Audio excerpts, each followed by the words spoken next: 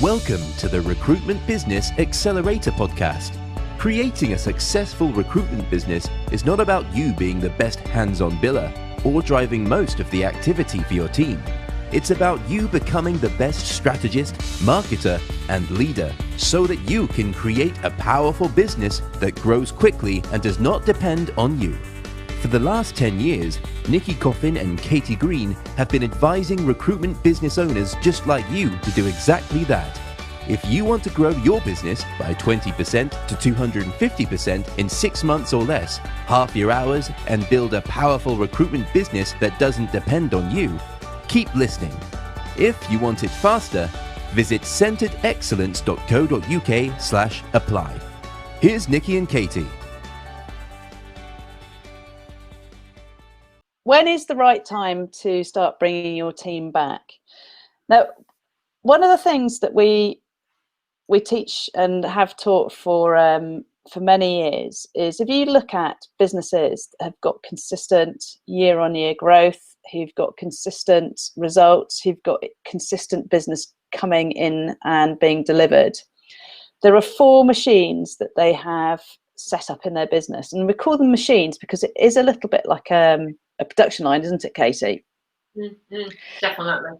And the 4 machines are this. The first machine is your lead generation machine. So this is winning and generating and finding new clients and also new streams of candidates. The second machine is then how you convert those leads into buying clients, or what we call most placeable candidates. Your third machine is then how you deliver on those jobs or candidates that you found to your delivery machine. And then your fourth machine is your economic machine. So that is the machine in your business that makes sure that you're safe, you're paid, that your legalities are right. And today we want to be focusing, and we're going to talk about those first 3 machines. Yeah. Because the mistake we've seen with a lot of recruiters who are in a bit of a sticky wicket at the moment, and by the way, this doesn't necessarily count if you're perhaps in the travel industry where everything has literally been switched off, and some hospitality, but there are also people who are working in the hospitality space who have managed to pivot to other markets very quickly. So the reason why most people are scuppered in the world of recruitment at the minute is because either they haven't got a business development machine set up, or they've been too reliant on 1 or 2 key buying clients, and those key buying clients have suddenly stopped recruiting, and then they've gone, oh holy moly, we're not doing new business development, we need to start from scratch. But they haven't got a consistent machine that's been generating leads, in place. And Katy, you've seen this a lot with people that we've been speaking to over the last, and any new client that we speak to, this is one of the key areas that they don't have sorted. Yeah, absolutely. Just as you're saying, Nicky, I think what's happened is that people have their existing clients, either they're not recruiting, or maybe they were quite reliant on a small group of clients that were generating their revenue for them. And all of a sudden that's dried up. And so because they don't have a systemized process in the background that is generating for them all the time, this flow, that kind of attraction machine, that flow of leads or of jobs coming into their business. And then in other words, that's stopped. So it's like the tap's turned off. So they can't then convert those jobs either. So it means there's no systemized productivity which is happening to ensure that they've got that flow. And then what people are then doing is saying, well, actually for many people, funnily enough, I had a conversation with somebody today exactly on this subject, which is that for quite a lot of people, it's quite a vulnerable position to suddenly be put in, which is that I've always had a good chunk of my business, which has just come in naturally off the back of maybe some of my relationships or what I've been doing for years. There's many really successful recruitment business owners that have set their business up because they had a really great desk themselves, and they had they developed that desk, and then they developed their own business, and then they had their consultants that then took, if you like, that role of developing clients and fulfilling clients' needs. And all of a sudden, that tap of clients has turned off. And now it's like, right, we've actually got to go back to basics. We've got to go back to how did we do really good business development, or how do we need to do business development in the current marketplace? And for some people, they're feeling quite vulnerable because they don't actually know how to do it, or they don't have the machine set up ready for that to happen. So it's like, right, well, where do I go from here? How do I actually do that? What are the steps that I need to take to start this flow? You know, as you're saying, Nicky, we call them the machines, don't we? Because the productivity moves from one machine to another to make sure that you then have that incredible optimum business functioning. And each of those machines links into the next. So if you've got a gap, or if you haven't got flow going from one to another, it means that your productivity line is not working effectively. And so you generate problems out of that. And for most people right now, that big problem is at the front end, which is machine one and machine two, which is my attraction machine and then my conversion machine. Yeah. And so what we've been finding with our clients, because we've been teaching them how to really kickstart that new business development machine, the people who've been doing that and they've been taking activity, and they have been going back to basics, and we've been encouraging them to do this because they need then to work out what's the system that I need to put in place that I bring my team back into to take over from me, so that I can then be focusing on other areas that are more valuable. We'll talk about that in a minute. And so at the moment, there are quite a few of our clients who need to be bringing their team back into the business right this moment. But those people, and we say, like, a real indicator of when you should be bringing your team back is when it's actually really hurting you. And so what do I mean by that? So when, for example, so one of our clients has got 4 really fantastic jobs that they need to fill. They're exclusive, but obviously they need filling. So her time is then being focused on filling them. But then what has happened then is all of the consistent tiny actions that she's been doing to generate these jobs over the last 4 weeks gets stopped because she's focusing on filling these jobs, which is then going to cause an issue further down the line, because she'll fill those jobs and then there won't be anything coming in. So you see this a lot in perm recruitments, where you've got people who do BD, which is where the 360 role doesn't work. So you've got, you know, people who do BD and then jobs come in and they fill those jobs and then they have to start again from scratch. So you need to be thinking about what structure do I need in my business, so I have this consistent machine going on behind the scenes, that probably not me as a business owner, or even me as a biller, that will generate these opportunities. Now, there'll be some activities that, you know, your billing consultants will be doing, but there's some activities which are simply admin, but they're absolutely crucial that get done, because that's the beginning of the machine that then generates opportunities.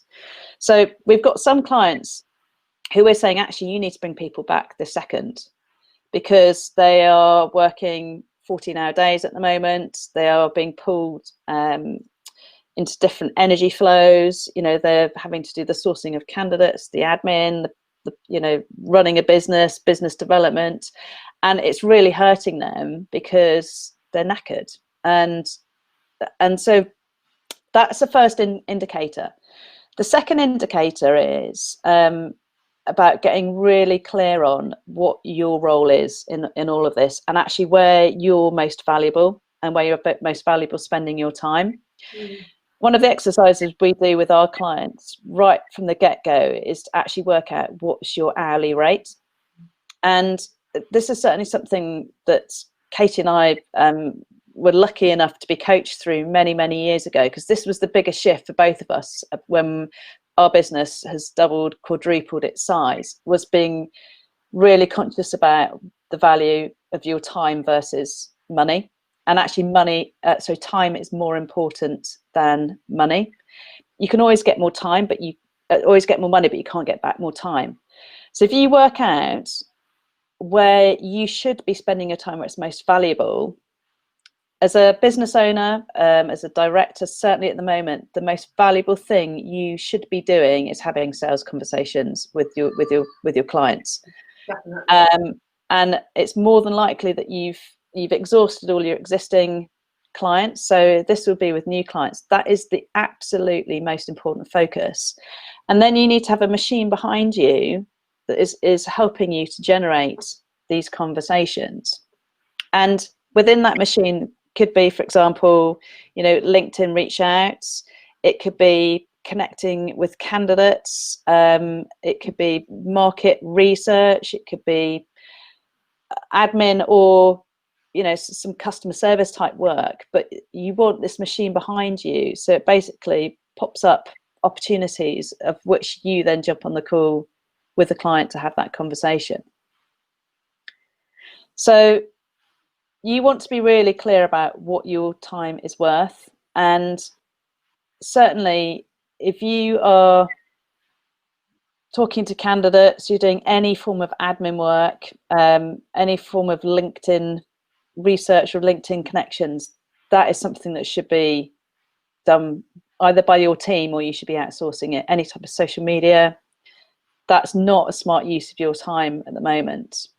Creating a new website, that is not a smart use of your time at the moment. The apps, if you really want to be thriving and setting up your business so you are coming out of this whatever really, really, really strong, you need to be having sales conversations with clients.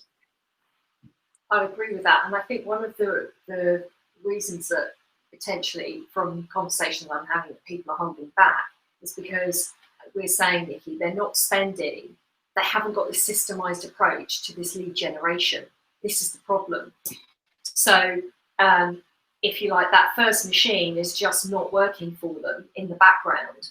And so they're not able to, they haven't got those calls booked and able to make. So what's happening is they're allowing themselves to get involved in other things, operational things in their business right now, because they're probably thinking, well, look, I'll furlough my team. I'll stay here. I'll do things that I wouldn't normally be doing. I'll do those kind of administration heavy tasks, and I'll cope with that until the market picks up. But what we're saying, and you're right, is no, the market is picking up and the market's already there, but you're missing it, because if you're not at a point in which you're available and ready and you're creating that flow coming in, which is what our clients are doing, if you're not doing that first, or you haven't got people in your business doing that first machine, then those calls are never going to come. So because other people out there are doing that and they'll be picking up those jobs.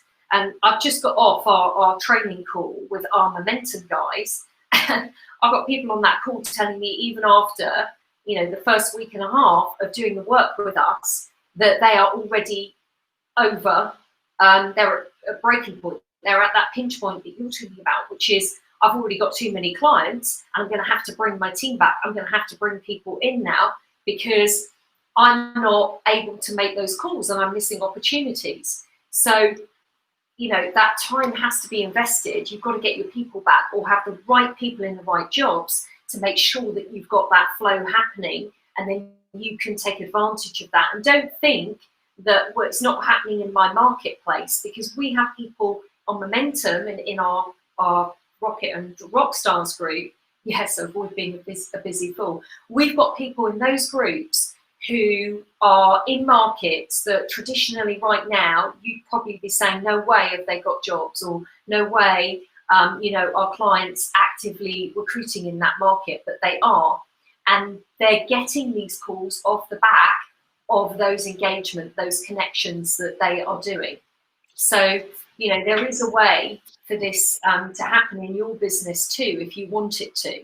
And this is what we're saying is, we just want be aware that that is happening. There is business going on out there that you could be missing out on. Definitely. Not on. And so, we heard this week from the Chancellor that they're extending furlough to the end of October. And I would be saying to our clients, do not leave it until the end of October to bring back your team. You could be, if you're smart about it and you're really clear on exactly what people are doing and what their roles are within that bigger machine, that production line, you could be making placements now, and absolutely flying through this time.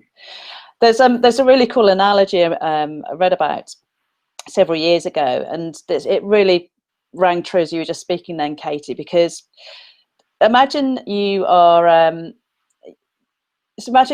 being paid to run.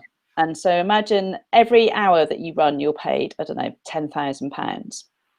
And so this is a bit like a business owner. So basically, you're going to be thinking, how can I spend as much time of my time as possible running?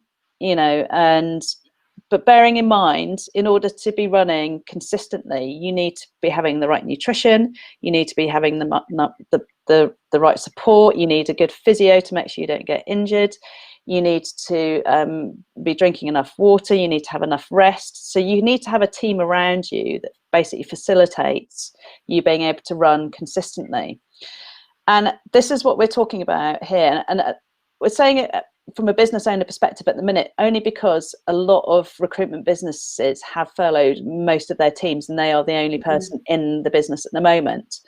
But if you think about, if you've got hunters in your team, so business development individuals, we would be using the same process behind them. So you've got somebody where they're best placed out having conversations with clients. So we then need to have a team behind them that is basically supporting and generating conversations, so they can have as many conversations as possible.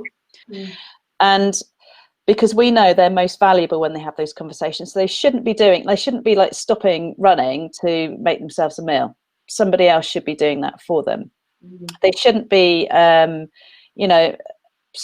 doing their own stretching. Somebody who's an expert in that area should be coming along to help them to do that. So you want to get really clear. So the next point on this is get really clear on where you should be focusing your time, where you're most valuable, which by the way is sales conversations. And then what else are you doing at the moment that is not linked to that, that needs to be either outsourced, delegated to one of your team, or you stop doing it totally.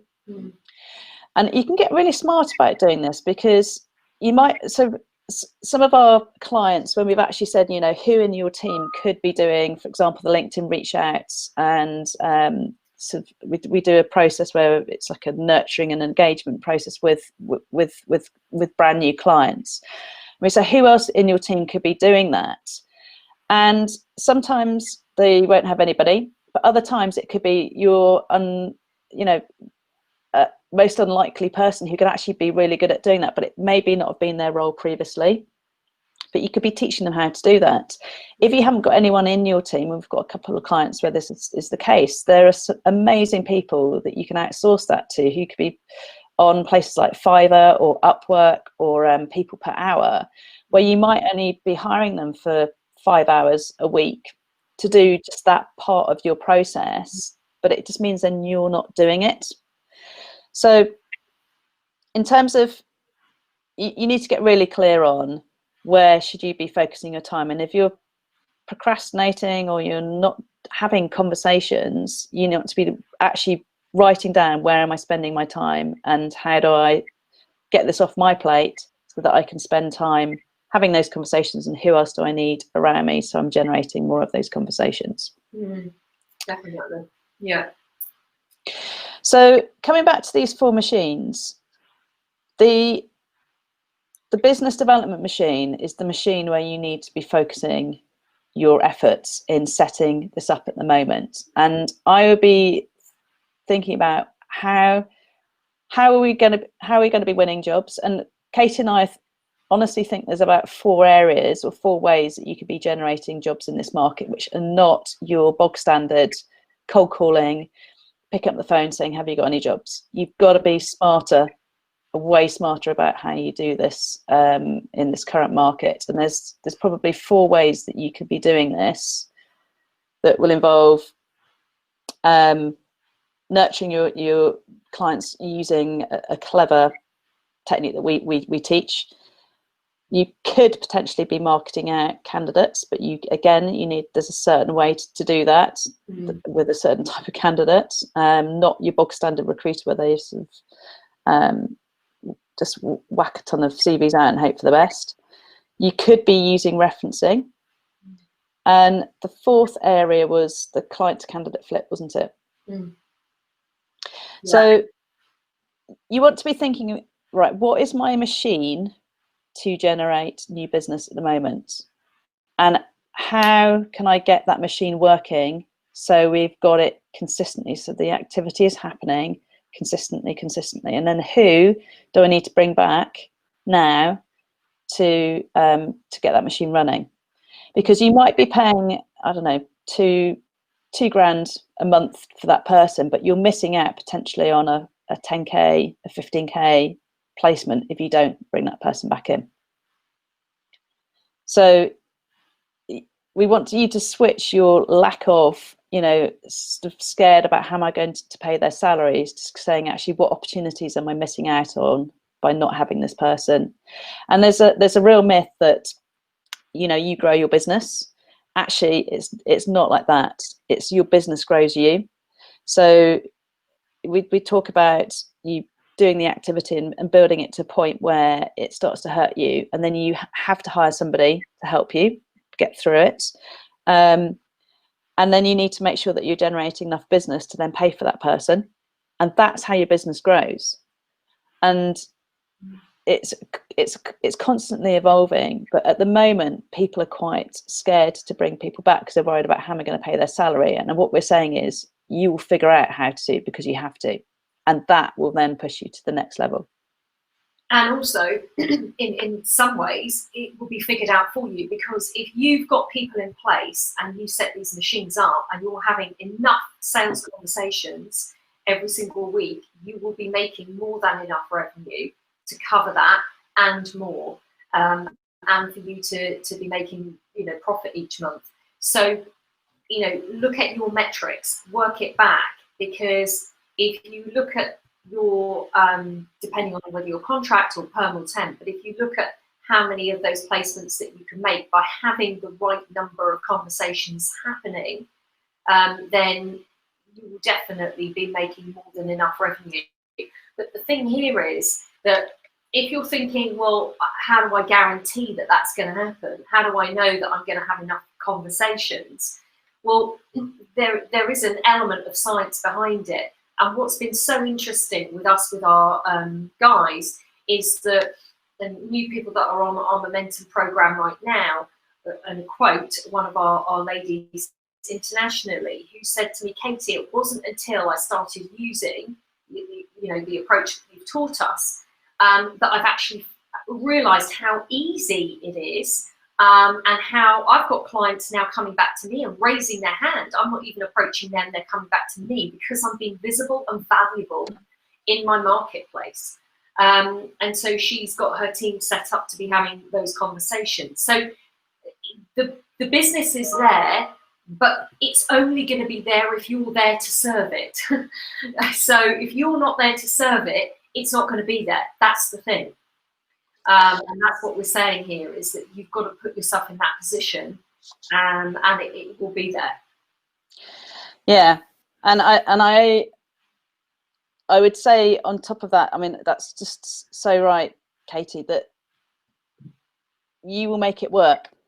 You'll make it work, but you've got to make sure that you're bringing people back in who are up for the fight, because it's not easy.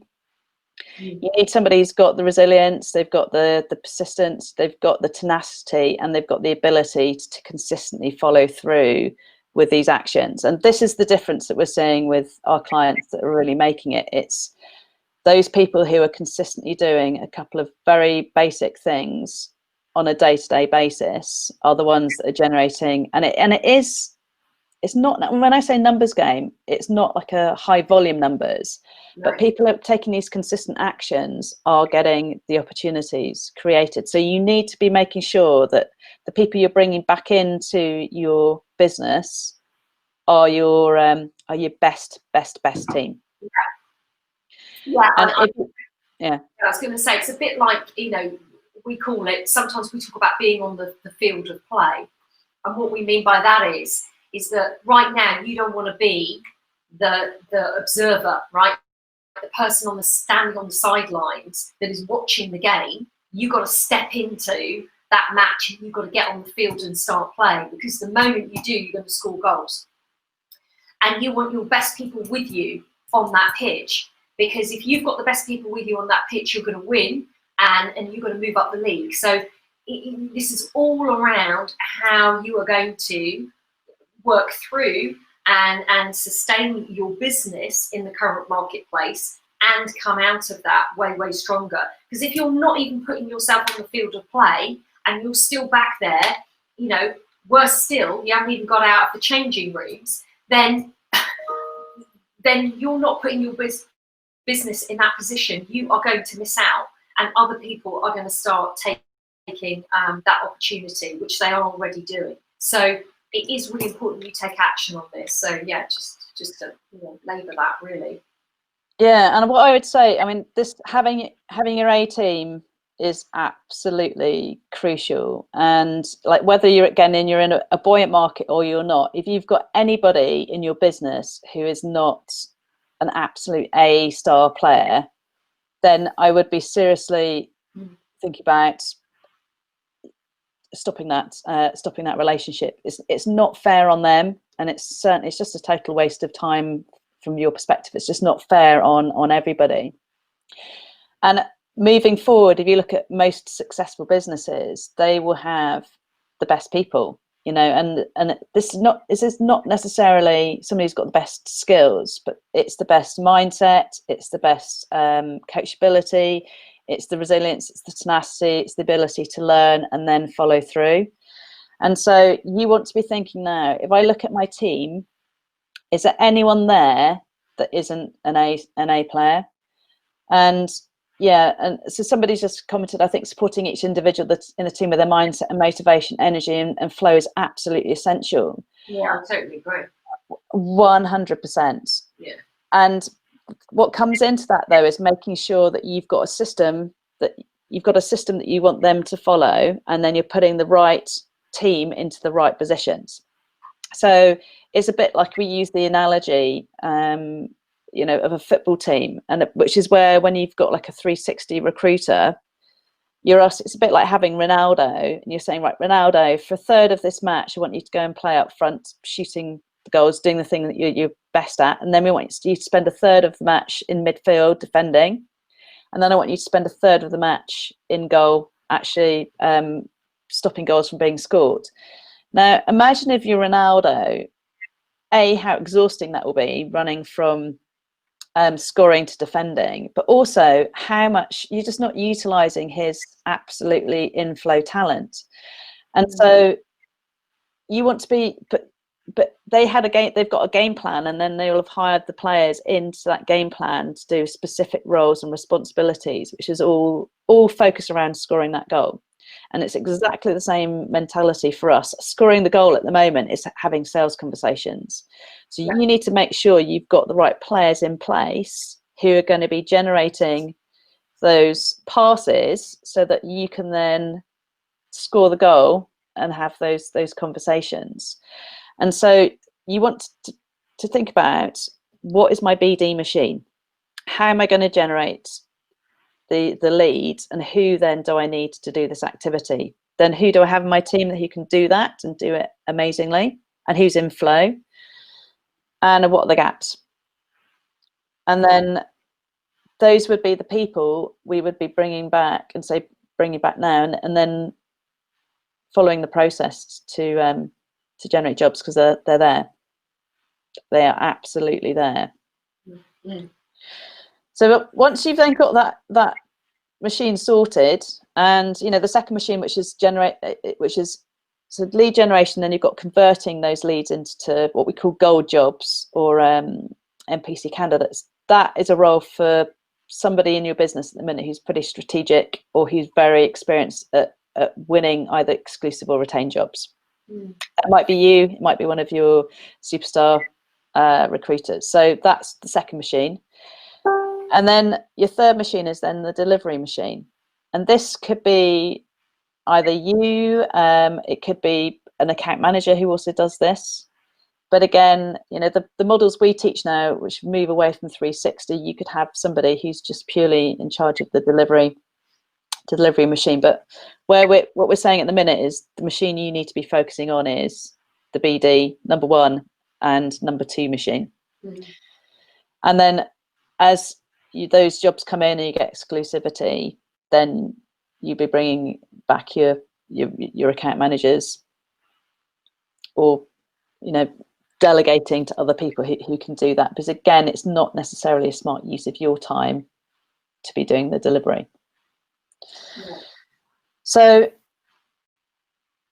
the structure of your team is important, but the first place to start is, what's my process to generate business, and then who do I need in place? And, you know, if there's people in your team at the moment who aren't able to do that, or are not A players, then I would be making a decision on those guys as ethically and as fairly as possible, but looking at how you bring your best players back in and get them so they're really adding value and doing it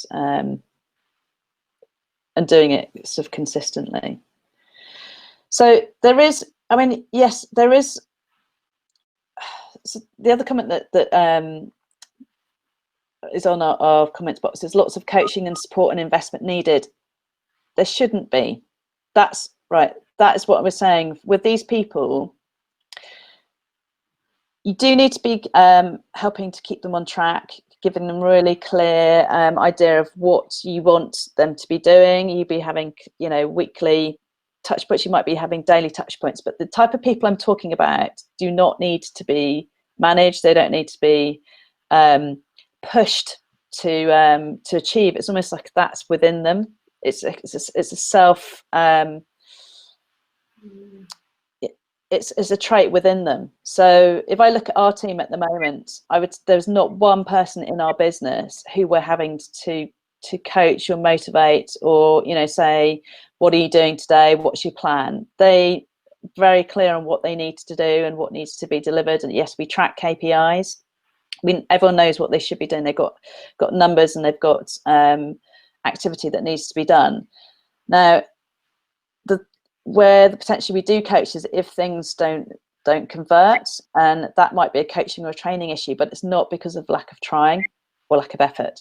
Does that make sense? It's a very different approach. So you haven't got time to be on somebody's back and, you know, getting them to be picking up the phone, doing things. You want to have people in your business who are up for the fight.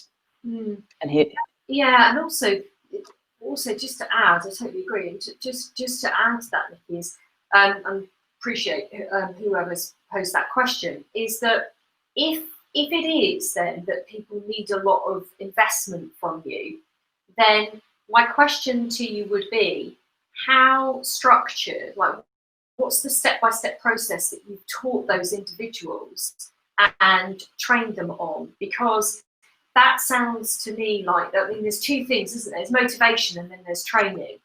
Now, if it is that they don't know what the process is that they need to follow, and that's why they're taking your time up, then it would be, what's the systemized approach that they need to be using? Train them on it, and that can be quite a fairly simple process. And then you can be giving them support as they go along if they need more help with that. But as we're saying here, there's some key roles in your business right now for you to be generating revenue. And the priority right now is to be generating revenue. So if those individuals are not able, because they're not trained, to follow that system of how you bring leads in and then how you convert them, then you need to make sure that you either retrain them or you have your best people on that job. Or if it is that the system isn't there in the first place, so it's not your people, it's your process, i.e.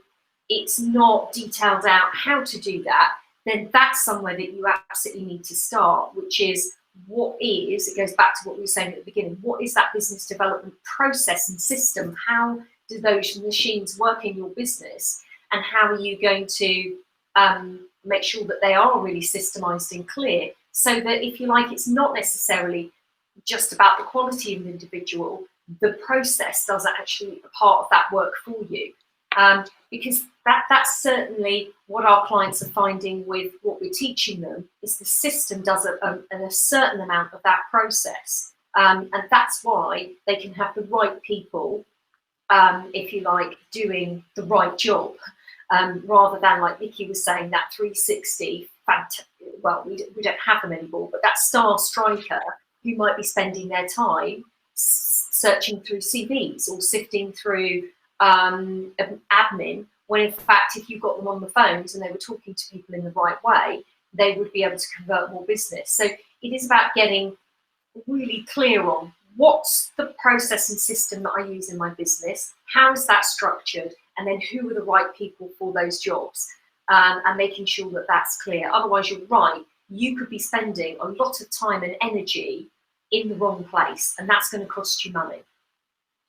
Yeah, absolutely. And it's one of the benefits actually of being forced to go back to basics for so many of our business owners, because actually what that's allowing them to do is to get really clear on what's the system that we need to be embedding in the business, so we can then put it into a machine. And so there's some easy wins on this. So for example, as you're doing it, you could be recording yourself. There's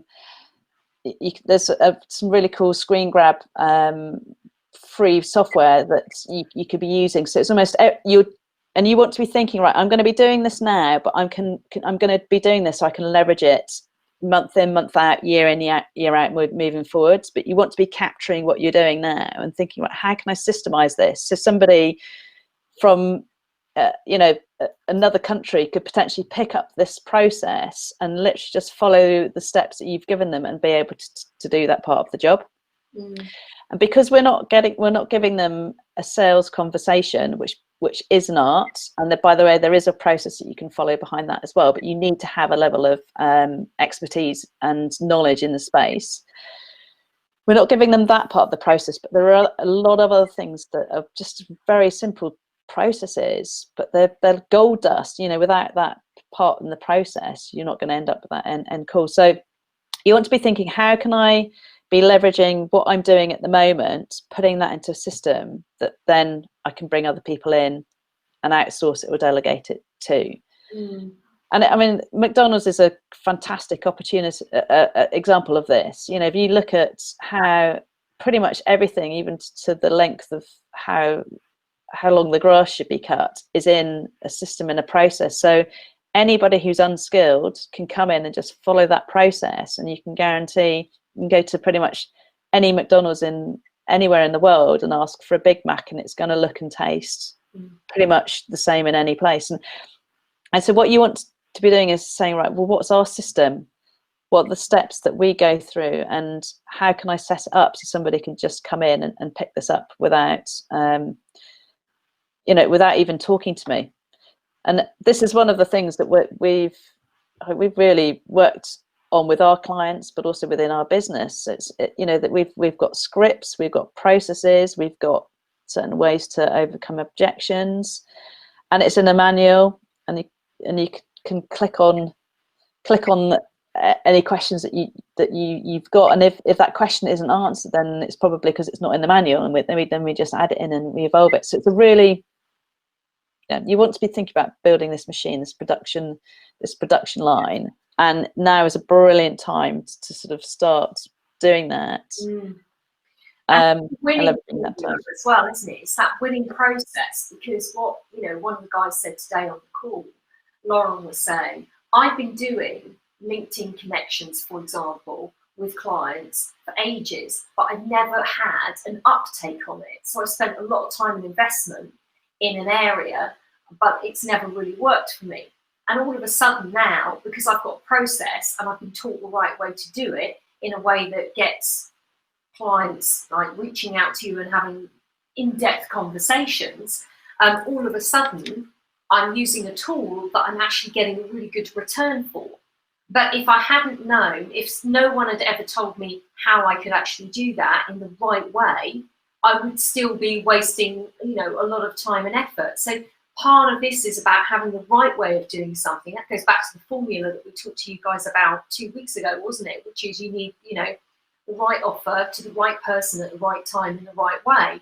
And this is what we're saying here is that, you know, you want to make sure that your systems and your processes are the right ones. So that's what we're saying. Make sure those machines are working effectively, but doing it with techniques that work, and getting the result. Absolutely. So a question's just been posted here. So what are our views on the idea in the current situation of consultants needing to earn at least X times their basic salary if they're just doing a job filling role? Is it 3, 4 or 5 times as a rough guide, please? Well, it does depend, doesn't it? Like we're saying, if that's not a 360 role, then that wouldn't apply. So you would be looking at a different metric there, or looking at how you remunerate that person or target that person differently based upon what function of that 360, what proportion of that 360 that individual is doing for you. So no, that wouldn't necessarily apply is the answer to that. Yeah, and we actually, because we have to untrain our clients on the whole 360 process and actually look at how they should be structuring their team very differently. The conversation of commissions comes up all the time, and there isn't a one way to do it. But like, this is a great opportunity to be thinking about moving forward. Do we want to be having that, you know, commission structure in place?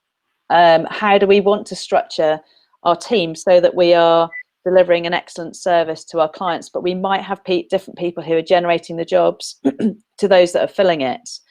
And we need to be working out a commission structure that is fair for the effort that's being put in for all of them. And some of our clients have moved to a team-based commission. Mm-hmm. Others have split it so that, you know, depending on the amount of effort put into finding that job. So if there's a lot of effort to find the job, that is a higher percentage of the 360. So that, you know, that person might be getting 50% of the placement, and the person then who delivers gets 30% of the placement, and then the resourcer gets 20%. Or if you're in a very candidate short market, you know, it's more difficult to find the candidates. So actually the person finding the candidates could get a higher percentage than the person who's actually generated the jobs. So we sort of say rip up the old recruitment way of doing it and actually think about, where do we want our team focusing their efforts so that they deliver an excellent service to our clients? Because whenever you look at commissions, you know, you want to be rewarding people for the activity you want them to be doing. And if you're rewarding them for making a placement, then that's where all their effort will be going to. But that's not necessarily the best thing in terms of delivering an excellent service to your client base. So it's not as clear cut, I'm afraid, as saying about 3, 4, 5 times. But in answer to your question, I'd be asking, what is the level of effort it's taking out of, if you say take the whole 360 role, what is the level of effort that they're submitting? And then I would be allocating their cut of the pie to that. Yeah, and I think it also goes sort of takes us on to this conversation about what's going to happen in the future, because I think this is an opportunity for recruitment businesses. If you felt that you've been a slave to that structure, you know, the way that recruitment businesses have been structured in the past, which is that you have a 360 role, you recruit this, you know, gold dust or maverick, this top biller, and then they have to earn a certain proportion for them to be happy. You know, there must be a level of OTE to keep them, otherwise you're going to lose them to your competitor. Now I think is the time for you to review that for your business and say, is that really how I want to do business moving forward? Is that the type of business that I want in the future? Because if not, then this is the perfect opportunity for our industry to actually say, no, we're going to shape this differently. we're going to deliver our services differently, and we're going to have a team that's structured differently and remunerated differently, and that will change your culture, and that will change your way of who you hire, and how easy it is to hire. So it really is a fantastic opportunity for a business to shape how they want to be in the future, and now's the time to do that. Really, definitely. Yeah, it is, and we're saying this stuff based on years of research into top performing recruitment businesses who chucked out the 360 role many years ago. This is one of the reasons why we really champion adding more than just transactional recruitment. So you're being a consultant, so that those companies are delivering services over and above just bums on seats. And the way that they are delivering it is totally different. The way they've structured their teams is totally different. And it makes so much sense when you see it, and when you see it in play, and you see, our clients who've restructured their businesses are delivering 3 times more with the new structure than they are with a 360 standalone person. Plus, you take out all of the risk if that person leaves, or they're on holiday, or they get ill. You just take away all of that risk, and you can then start to set up these machines that we're speaking about, and you can put them people into these machines, and who then follow the system. And the companies that we've modelled, I mean, Katy did it within her business, because she had to. It's a much smarter way of structuring it moving forward. But the businesses that we modelled it on have been top performing businesses for many years, and then the clients that we've taught to do it have seen significant shifts in their results, because you've got people in the right jobs, being in flow, doing the jobs that they love, that they're best at, and then supported by other people who are in their jobs that they love the most, being most in flow. And it just, your productivity goes up, your enthusiasm, your motivation goes up, and the results go up, and you end up getting a better quality experience for your clients and your candidates. So, yeah. And but today we're talking about, that's go across like the 4 machines, but today we're saying you need to get that first machine, your BD machine, sorted, and the right people into that machine at the moment, and then you can look at the other machines later on. And it might only be 2 weeks later down the line where you're going, shucks, we now need some help to deliver it, which is what we're seeing with our clients at the moment. So, but that's where you need to be focusing. I think for a lot of people right now, isn't it? So before we go into other Q&As, so if you do want help with this now, what to do is just to raise your hand to say yes please. Just write in the comments yes please, and one of either Katy or myself or one of our team will be in touch with you. And what the first step with this is, we have a conversation, and it's called a Profit Accelerator, which is a really value add 60-minute deep dive into you and your business to help you get really clear on what's stopping you from moving forward, how you should be structuring it, and then some very clear steps of what you need to do to take your business to the next level. So if you do want help on that, and you want your business to double or triple results, then just raise your hand, or so either say yes in the comments below, or contact us, and the link to contact us is www.centeredexcellence.co.uk/apply, and you jump on a call with either myself, Katy, or one of our fantastic team who actually have this high value session for you. So any questions you have for today could be about what we've spoken about with regards to when to bring your staff back, how to structure the team, or it could be on anything else that's happening in your world at the moment. you'd like advice or help on.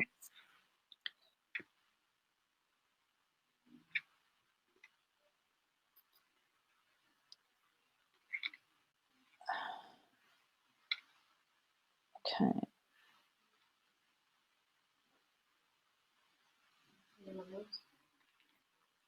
So just saying, Rachel's, I've finally managed to get in to look at. So Rachel said, I finally outsourced some work to a VA and a content designer. I am so happy to hear that, Rachel. Yay! Smart. Yeah, smart. Because think about it. If you are having conversations with clients that's either winning retained business or exclusive jobs, it's likely that your hourly rates will be anything between probably 400 and sometimes, you know, £2,000 or £3,000 an hour. It does not make sense for you to be creating stuff which you could pay somebody £20 an hour to be doing. So I'm really pleased to hear that. All right, so I can't see any other questions for this morning. Okay. Not this morning, this afternoon. I'll give you just a couple more minutes because we're about 30 seconds in front of you.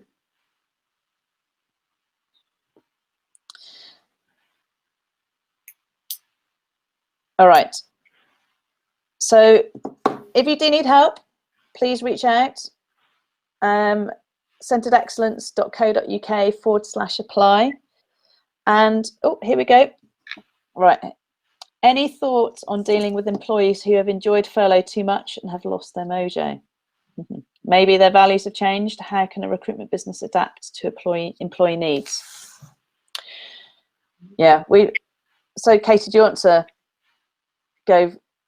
Well, I think this goes back to, we call it like FIFO, but it goes back to, if their values have changed, then, you know, that question is, are they right for your business? Because now is that time for you. I know we've been talking about, you know, the machines, but now is that time for you to be future planning on what is your business going to be structured? How's it going to be structured? What's your offering?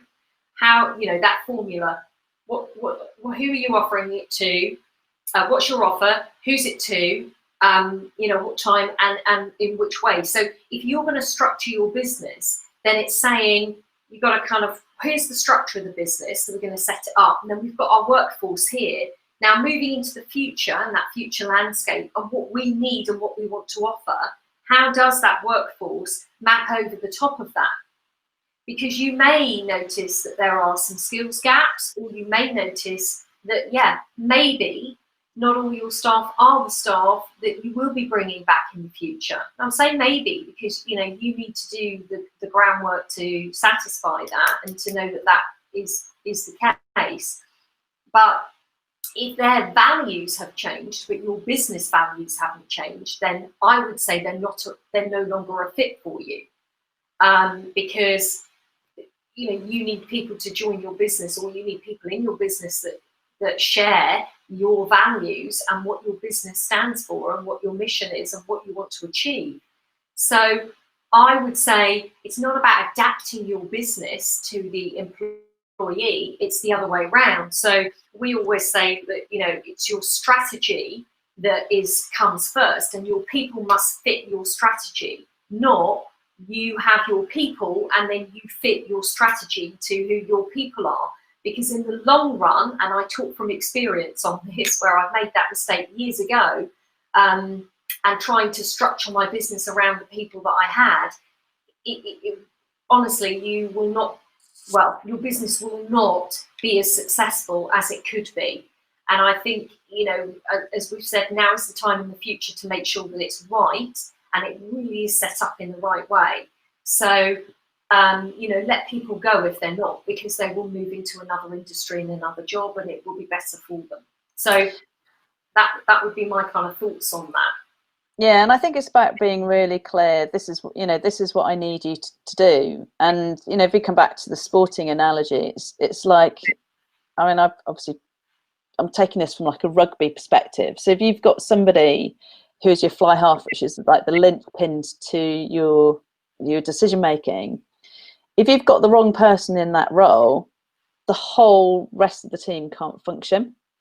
So, you know, that person needs to have a really clear plan of, right, this is what I need to be doing. These are the skills I need to be using on a day-to-day basis. These are the activities that I need you to do, and how that fits in them with the larger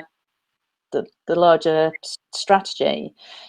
If they are not up for that, you know, I would, and this is Rachel talking, by the way, Katie. So I think there is I know who you're talking about. So I think there's an element of sitting down with this person just to say, right, this is what needs to be done. Are you up for it? Because if you're not, and is it because you don't want to do it, or is it because actually you've lost your mojo? So is it, what do I mean by that is, if you got back into it, would you actually start to enjoy it? It's a bit like, you know, going to the gym. If you've got really unfit, it can be quite hard to get back into it. But after a couple of weeks, you start to really enjoy it because you've been doing it consistently. And actually you're like, great, I'm really pleased that I've made the effort and persevered with it. Or, so if it's that, then you need to have that conversation with her. If it's the other, if it's actually that she's lost total purpose, her reason why she's doing it, she really doesn't want to do the job anymore, then that is somebody that, no matter how much coaching or training you give, is not going to it's not going to come back into line. So yeah, I'd have a conversation with her about, what is it? Is it the gym analogy, or is it actually she really doesn't want to be doing it anymore? How can we adapt? How can a recruitment business adapt to employees' needs? Well, I think you need to be really clear on what your needs are first, and make sure you've got the people who can adapt to that. But know that people have ups and downs, but fundamentally, if they are the right people for your business, they will still care, they'll still be motivated to do it. They might throw their toys out of the pram, you know, overnight after you've had that conversation, but they'll be coming back in the next morning going, right, yeah, I want this. This is actually really important to me. If they're not the right people, then their behaviours you'll see very quickly that they're not into it. But I would just be saying, at the moment, this is not a time for you to be adapting and bending over backwards for your employees. You need to know what you want and what you want people to do, and if they don't want to do that, then that's totally fine, but then they're not your right people. Yeah, I'd be quite careful on that one, adapting to your employees right now, particularly as we've got a moving landscape, because you could be constantly adapting just to appease them, and actually, are they right? So yeah, that would be a concern. Yeah. So, and another question is, what other tasks would you outsource to, say, Fiverr, Upwork? So the easy way to work this out is, what's your hourly rate? So if you were just having sales conversations or conversations with clients, how much do you think you could generate on a yearly basis? So how many placements basically could you make? So you might say, I know if I have, I don't know, 10 client conversations, I could win 2 retained jobs. And then you work out your average fee for that. So it might be, say your average fee is 5,000. And so you would be generating 10 grand for every 10 conversations that you have. So if you could have 5 conversations a week, you would be generating 20,000.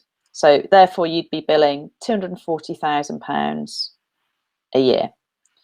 Divide that then by 52 weeks, divide that by 5 days, divide that by 8 hours a day, gives you your hourly rate.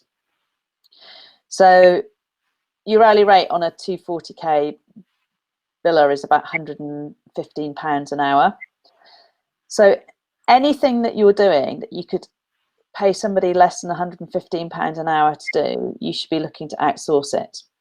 And so what we see with a lot of our clients, things like sourcing candidates, speaking to candidates, admin, chasing invoice, any sort of finance stuff, accounting stuff, buying toilet roll, cleaning the office, sorting out your diary, designing your website, doing your social media, doing your blogging,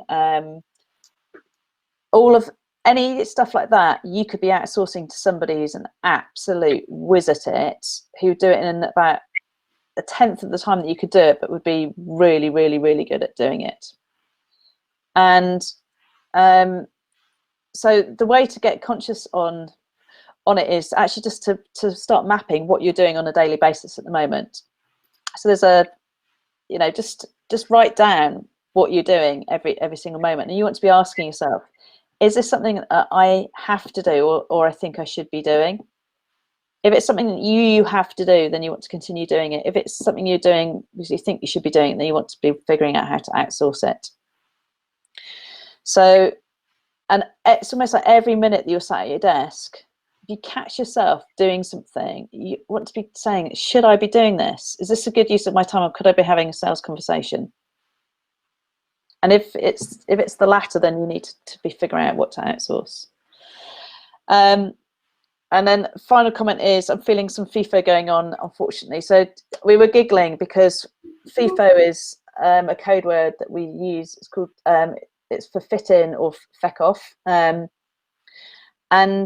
if you've got people in your team who have potentially got the skills, but they don't have the cultural fit or the values fit or the motivational fit, those are people who are not your A players. Those are people you don't want in your business.